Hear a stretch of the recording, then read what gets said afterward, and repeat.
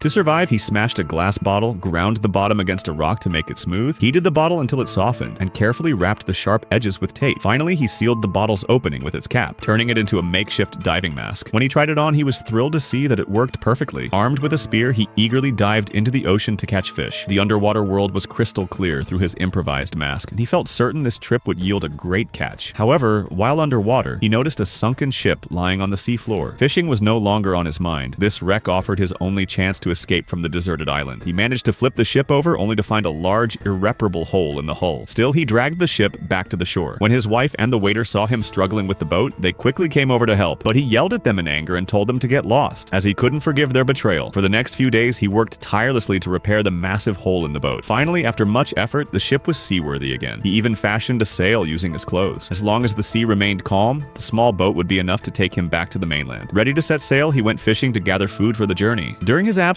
however, his wife and the waiter suddenly sprang into action. Like they had planned it all along, they quietly pushed the repaired boat into the water, intending to escape without him. When he saw them, he rushed to stop them, but it was too late. By the time he reached the shore, the two had already climbed aboard the boat and were heading out into the vast, open sea. To their surprise, he didn't react with panic or rage. Instead, he sat back calmly, an eerie smile creeping across his face as he watched them sail away. Relaxed, he reclined on his chair, observing the pair of traders vanish into the horizon. It didn't take long for his wife to realize something was wrong. The boat was leaking. The hole he had fixed so carefully was now wide open again. She and the waiter frantically tried to seal it, but the boat had already taken on too much water. Within minutes, it began to sink. With no other option, they abandoned the boat and swam desperately back toward the island. While they struggled in the water, fighting the current to return, he seized the opportunity to burn down the small hut the waiter had built on the island. He also ate all the roasted fish they had stored inside. By the time the exhausted pair finally made it back to shore, drenched and defeated, they found nothing left but charred remains.